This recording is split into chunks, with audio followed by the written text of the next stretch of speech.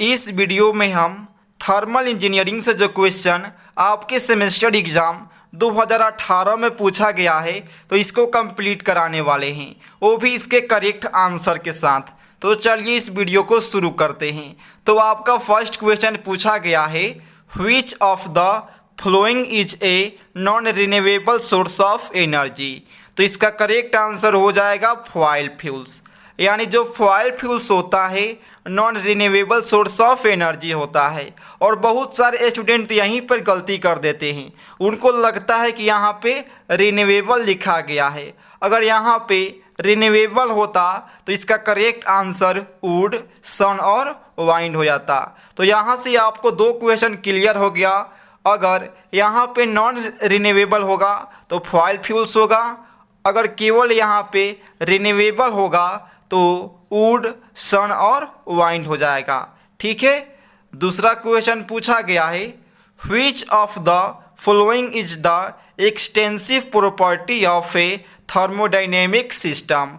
क्या पूछा है? Extensive property. तो जो वॉल्यूम होता है थर्मोडाइनेमिक सिस्टम का एक्सटेंसिव प्रॉपर्टी होता है।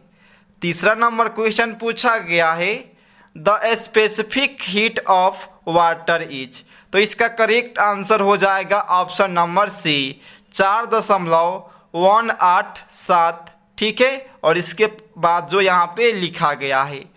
चौथा नंबर क्वेश्चन आपसे पूछा गया है, the equation for the expansion process is P V के power k is equal to constant if k is equal to 1 then process is. यानी यहाँ पे P है और V के पावर K है और बराबर कांस्टेंट है। ठीक है। अगर आप K की जगह 1 रख देते हैं तो P भी इजकल टू कांस्टेंट हो जाएगा। और P भी इजकल टू कांस्टेंट किसके लिए होता है? तो आइसोथर्मल के लिए होता है। तो इसका करेक्ट आंसर हो जाएगा आइसोथर्मल प्रोसेस। पांचवा नंबर क्वेश्चन आपसे पूछा गया है, internal energy is defined at constant.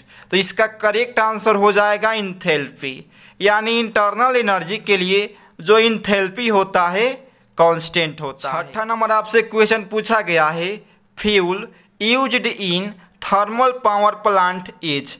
और आप इस क्वेश्चन को यहाँ हिंदी में भी देख सकते हैं, थर्मल पावर प्लांट में उपयोग होने वाला ईंधन है।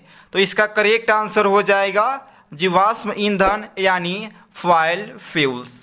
सातवां नंबर आपसे क्वेश्चन पूछा गया है, atmospheric pressure is equal to. तो इसका करेक्ट आंसर हो जाएगा ऑल ऑफ द एबव, यानी ऑप्शन ए, बी और सी तीनों सही है। आठवां नंबर आपसे क्वेश्चन पूछा गया है, atmospheric air is content oxygen by weight. तो इसका करेक्ट आंसर हो जाएगा 23, यानी 23%। आपको यहाँ पे देखना है, तो यहाँ पे क्या लिखा है? बाय वेट लिखा है, तो क्या होगा? 23% होगा। 9 नंबर क्वेश्चन आपसे पूछा गया है, as the pressure increase the value at latent heat of vaporization. और आप इस क्वेश्चन को सबसे पहले हिंदी में एक बार समझ लीजिए। दाब का मान बढ़ने पर वाष्पीकरण की गुप्त ऊष्मा का मान क्या होगा? तो जो वाष्पीकरण की गुप्त ऊष्मा का मान है घट जाएगा, यानी डिक्रीज। तो ऑप्शन नंबर बी सही हो जाएगा। 10वां नंबर क्वेश्चन पूछा गया है, the value of dryness fraction x on liquid line is. तो इसका करेक्ट आंसर हो जाएगा 0, यानी ऑप्शन नंबर 11 नंबर क्वेश्चन है, second law of thermodynamics define, यानी ऊष्मागतिकी का द्वितीय नियम दर्शाता है। तो जो ऊष्मागतिकी का द्वितीय नियम है इंट्रोपी को दर्शाता है। तो ऑप्शन ए करेक्ट हो जाएगा। 12वां नंबर आपसे क्वेश्चन पूछा गया है, the sum of internal energy and pressure volume product is. तो इसका करेक्ट आंसर हो जाएगा इंथैल्पी, यानी जो इंथैल्पी है इंटरनल एनर्जी प्लस प्रेशर और वॉल्यूम का प्रोडक्ट होता है। 13वां नंबर आपसे क्वेश्चन पूछा गया है, फायर्ड ट्यूब बॉयलर आर। तो जो फायर्ड ट्यूब बॉयलर है इंटरनली फायर्ड होता है। 14वां नंबर आपसे क्वेश्चन पूछा गया है ocean thermal energy is due to. और आप इस क्वेश्चन को यहाँ हिंदी में देख सकते हैं समुद्री थर्मल ऊर्जा का कारण है। तो इसका करेक्ट आंसर हो जाएगा ऑप्शन नंबर बी, यानी temperature difference at different level in the ocean. 15 number आपसे क्वेश्चन पूछा गया है enthalpy remains constant during the process, यानी इंथैल्पी का मान नियत रहता है किस प्रोसेस के समय। तो जो थ्रोटलिंग प्रोसेस होता है इसी प्रोसेस के समय इंथैल्पी का मान कांस्टेंट रहता है। 16 नंबर आपसे क्वेश्चन पूछा गया है in a nozzle whole frictional loss is assumed to occur between. तो इसका करेक्ट आंसर हो जाएगा थ्रोट एंड एग्जिट। जो 17वां नंबर क्वेश्चन है एक न्यूमेरिकल है the COP of refrigerator is 5 then COP of heat pump. तो आप जानते होंगे COP of heat pump is equal to क्या होता है 1 प्लस COP ऑफ रेफ्रिजरेटर। तो आपका यहाँ पर रेफ्रिजरेटर का मान दिया गया है 5, तो अगर आप इसमें 1 जोड़ते हैं तो COP ऑफ हीट पंप निकल जाएगा। तो 5 + 1 हो जाएगा 6, यानी इसका ऑप्शन ए नंबर सही हो जाएगा। 18वां नंबर क्वेश्चन पूछा गया है heat transfer takes place according to, यानी हीट का ट्रांसफ़र किसके कारण होता है। तो जो सेकेंड लॉ ऑफ थर्मोडाइनेमिक्स से इसके कारण ही जो हीट है इसका ट्रांसफ़र होता है वन बॉडी से दूसरे बॉडी में। 19वां नंबर आपसे क्वेश्चन पूछा गया है which of the following is water tube boiler. तो इसका करेक्ट आंसर हो जाएगा ऑल ऑफ द एबव, यानी इनमें से सभी। ऑप्शन ए और बी और सी तीनों सही है। और जो 20वां नंबर आपसे क्वेश्चन पूछा गया है हीट ट्रांसफ़र डिपेंड ऑन, यानी ऊष्मा अंतरण निर्भर करता है। तो इसका करेक्ट आंसर हो जाएगा area difference of temperature thickness, यानी ऑल ऑफ दी। तो ग्रुप ए कंप्लीट हो गया। अब चलिए आपको बता देते हैं ग्रुप बी, यानी आपसे थ्योरी में कौन कौन से क्वेश्चन पूछा गया है। तो दूसरा नंबर क्वेश्चन आपसे पूछा गया है define renewable and non renewable energy source.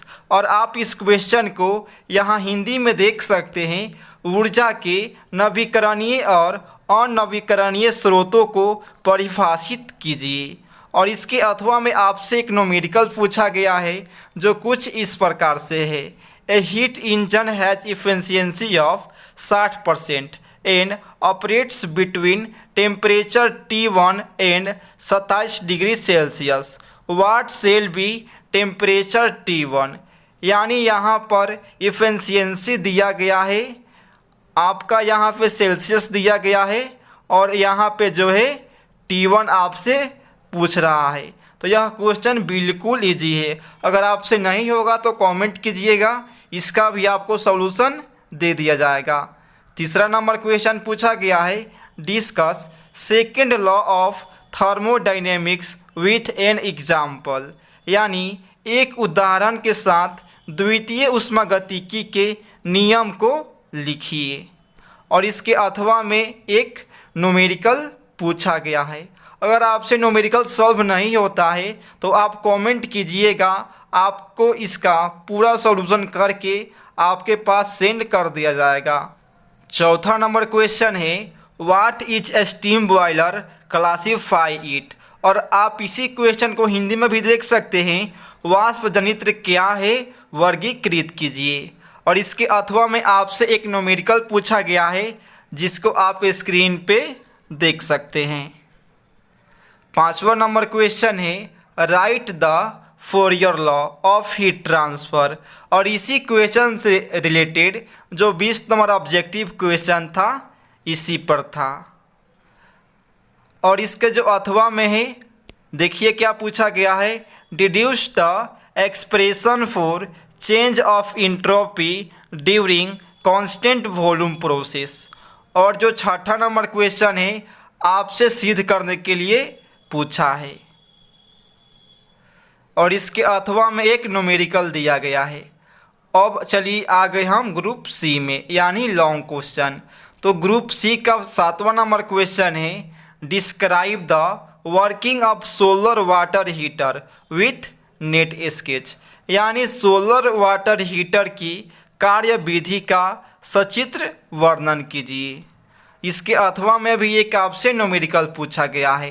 8 number question है, define the flowing terms, thermal conductivity, refrigerator, heat pump और इंथैल्पी।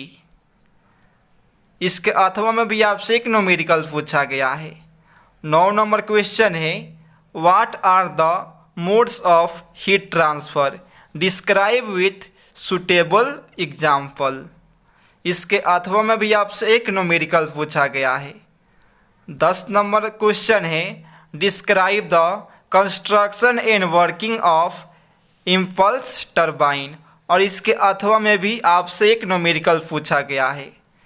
और जो अंतिम क्वेश्चन है 11 number, describe coherent boiler with the help of net sketch, और इसके अथवा में भी आपसे एक न्यूमेरिकल पूछा गया है। तो इस वीडियो को अपने दोस्तों के साथ ज़रूर शेयर करें ताकि उसका भी हेल्प हो सके।